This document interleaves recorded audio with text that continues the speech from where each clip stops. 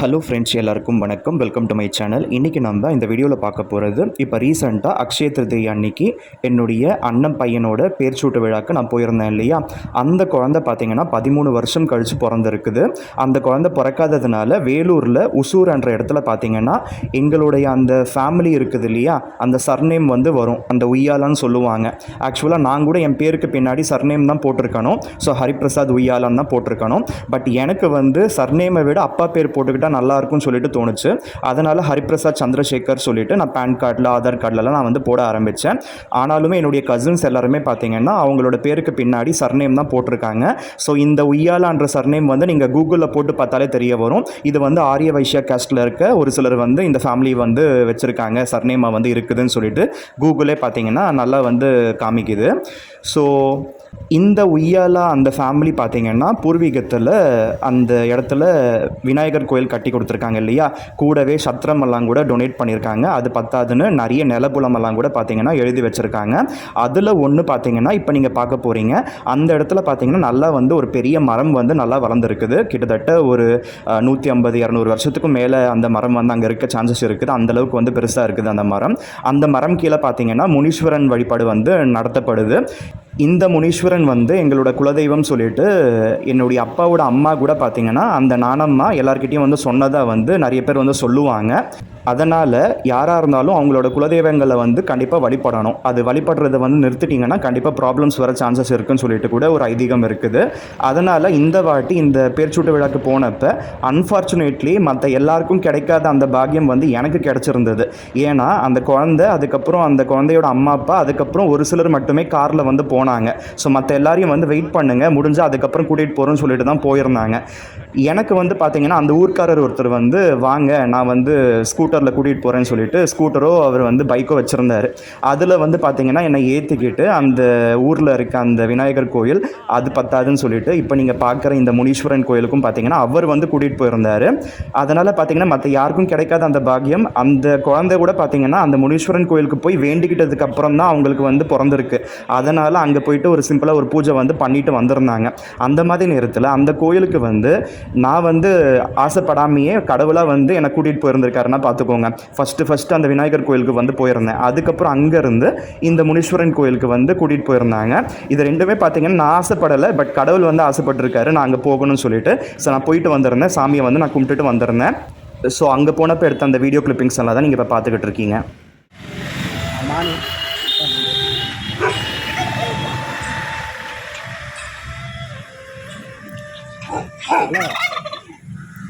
Hello hello வந்துட்டேன் இரு 10 நிமிஷம் வந்துடுறேன். இது மண்டபத்தில் போய் வரேன்.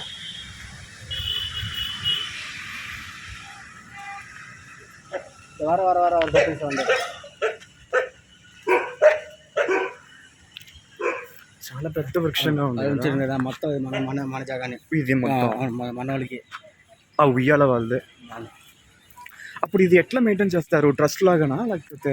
లేదు మన గవర్నమెంట్ ఒకసారి వచ్చి కేసు వేసింది, మన కోర్టులో కేసు వేసి మన పక్క వచ్చింది.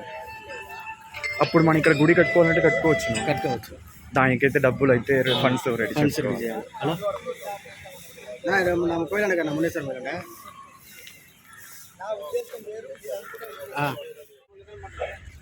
அது போட்டோ கட்டுறது அது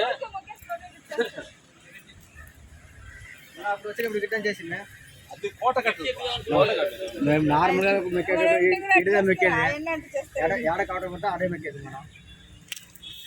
మీ తమ్ముడు ఇంకోరు వస్తాను తమ్ముడు ఆదివారం బండి వదిలేస్తే వేరే బండి చేస్తారు చూడు. ఆదివారం మాత్రమే చేస్తారు, ఎప్పుడైనా సరే పండుగ ఉంటాయి.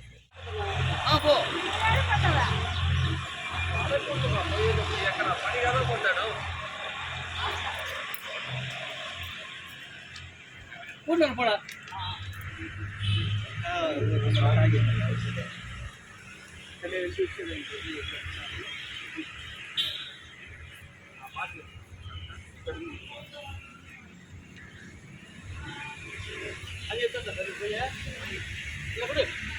பாட்டு மாதிரி காணிக்கு பாட்டுங்க வித்தியாசம்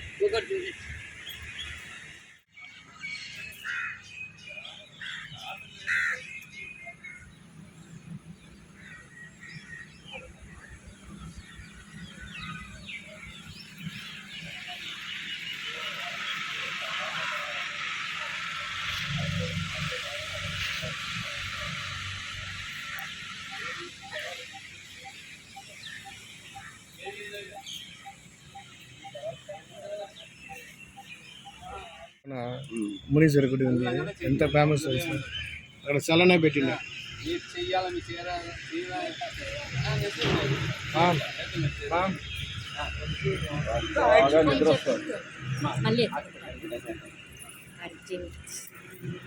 ఏందన్నా మీరు ఇచ్చేసి వద్దంట పెద్ద వద్దంటప్ప నువ్వు వద్దంట పెద్ద చెప్పేసి టాటా చెప్పు. పని చేసే వాళ్ళు ఏదో కష్టం తెలుసు, నువ్వు మాట్లాడే వాళ్ళకి ఈజీగా ఉంది ఎంత కావాలన్నా. ఏం మర్చిపోతారు ఏదన్నా, అది తెస్తారు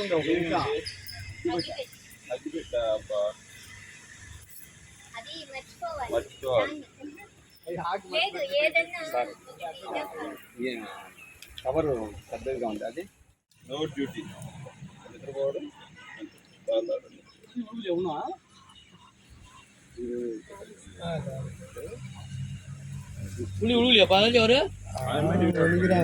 நல்லா காஞ்சி வந்து அப்படியே இருக்கும். அது இருக்கும் வந்து ఎట్ట పోతావో తెలియదు కదా.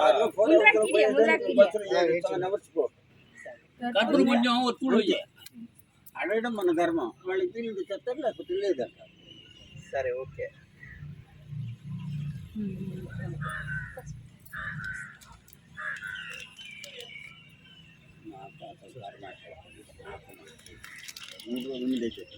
నీకు ఏం చెప్పినా నేను నీకు చెప్పినా వ్యక్తిగా కాదు మాట్లాడినా.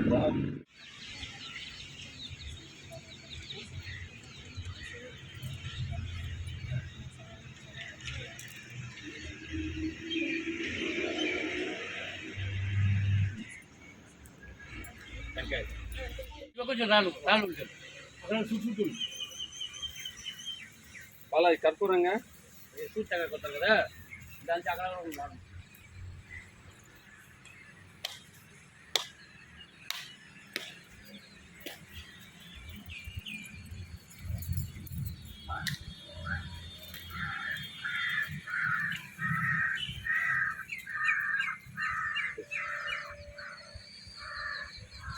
ముందు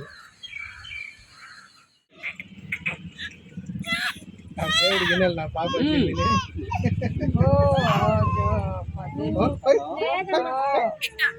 తెలిసిపోయిందిరా దేవుడికి.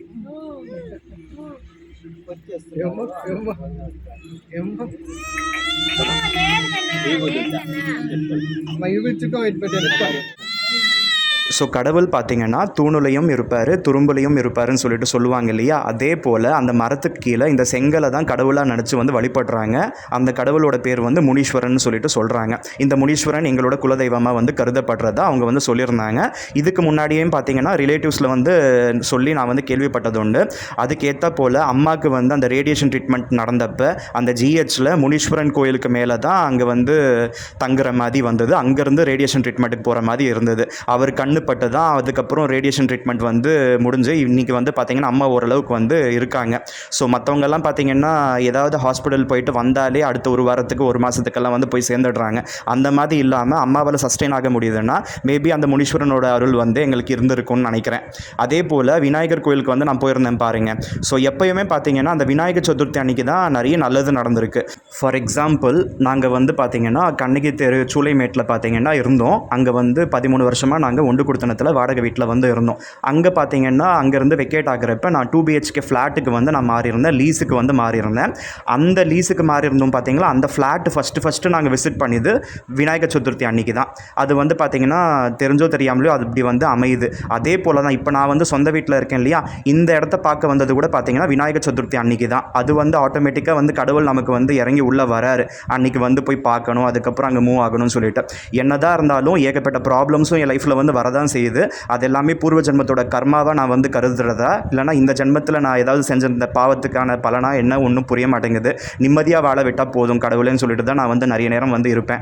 ஸோ இந்த குழந்தை வந்து பிறந்திருந்தது இல்லையா, அந்த அம்மா, அதாவது அந்த குழந்தையோட அம்மா பார்த்தீங்கன்னா எனக்கு அண்ணி முறை வேணும் இல்லை, அந்த அண்ணி வந்து என்கிட்ட பர்சனலாக சொல்லியிருந்தாங்க, இந்த முனீஸ்வரன் கோயிலில் நீ வேண்டிக்கோ, கல்யாணம் ஆகணும்னு சொல்லி வேண்டிக்கோ, கண்டிப்பாக நடக்கும்டா அப்படின்னு சொல்லிட்டு சொன்னாங்க.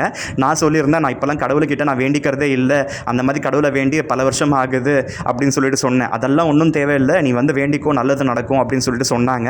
அதுக்கப்புறம் கடைசியில் பார்த்தீங்கன்னா அந்த தாம்பூலம் கொடுக்குறப்ப என்கிட்ட பர்சனலாக வந்து உன்னுடைய ஜாதகத்தை வந்து அனுப்பு, நாங்களும் வந்து பார்க்குறோம் அப்படின்னு சொல்லியிருந்தாங்க. எல்லாம் சொல்கிறாங்களே தவிர எந்த அளவுக்கு வந்து ஸ்டெப் எடுத்து செய்கிறாங்கன்றதும் இருக்குது இல்லையா.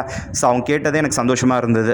அதே போல் இந்த முனீஸ்வரன் கோயிலுக்கெல்லாம் பார்த்தீங்கன்னா நிறைய பேர் இந்த ஆடு பலி கொடுக்கறது, இந்த மாதிரி கோழி பலி கொடுக்கறதெல்லாம் கூட இருக்கும். அந்த மாதிரி நம்மலாம் கூட பண்ணணுமான்னு கேட்டதுக்கு, நாங்கள் வெஜிடேரியன் அந்த ஃபேமிலியை சேர்ந்தவங்க தான், நம்மலாம் அந்த மாதிரி பண்ண மாட்டோம். நீங்கள் சொன்ன மாதிரி இங்கே வந்து அந்த மாதிரி பண்ணுறவங்களும் இருக்காங்க. ஆனால் இது வந்து நம்ம பூர்வீகத்தில் நம்ம பெரியவங்க கொடுத்த நிலம் தான், நம்மளோட கடவுளை தான் நம்ம வந்து கருதி நம்ம வந்து கும்பிடுறோம். நம்ம வந்து சாஃப்ட் பீப்புள்ன்றதுனால நம்ம அந்த மாதிரிலாம் பண்ண மாட்டோம். ஸோ எங்களோட இந்த கேஸ்ட்டை பொறுத்த வரையும் அந்த அகிம்சையில் தான் நாங்கள் வந்து வாழ்ந்துக்கிட்டு இருக்கோம். அந்த அகிம்சா ஸ்ட்ராட்டஜி வந்து நாங்கள் ஃபாலோ பண்ணுறோம். இத்தனைக்கும் எங்களோட குலதெய்வமான வாசவி கன்னிகா பரமேஸ்வரி கூட பார்த்தீங்கன்னா அகிம்சையை வந்து நோக்கி தான் போர் வந்து புரியாமல் அவங்க வந்து தீ குளிச்சாங்க அப்படின்னு சொல்லிட்டு சொல்லுவாங்க. ஸோ இதெல்லாம் தாண்டி நிறைய கொஸ்டின்ஸும் வந்து ரைஸ் ஆகும். அதாவது நம்மளோட ரிலிஜன் ஓரியன்ட் கொஸ்டின்ஸ் கூட நிறையவே வந்து எனக்கு வந்து தோணும். அதாவது கடவுளாக இருந்தாலும் மனுஷ ரூபம் எடுத்தால் இவ்வளோ கஷ்டமெல்லாம் கூட அனுபவிச்சுட்டு அதுக்கப்புறம் வந்து அவங்களோட கர்மாவை வந்து தொலைச்சிட்டு வந்து திரும்புகிறாங்களான்னு சொல்லிட்டுலாம் தோணும். பட் இதெல்லாம் எந்த அளவுக்கு ப்ராக்டிக்கலாக இருக்குன்னு சொல்லிட்டு நான் வந்து யோசிப்பேன். பட் இன்றைக்கி வந்து இந்த வீடியோவில் நீங்கள் பார்த்துருப்பீங்க, அந்த விநாயகரும் இந்த முனீஸ்வரனும் பார்த்தீங்கன்னா கண்டிப்பாக எல்லாருக்கும் வந்து நல்லது செய்வாங்கன்னு சொல்லிட்டு நம்ம நம்புவோம்.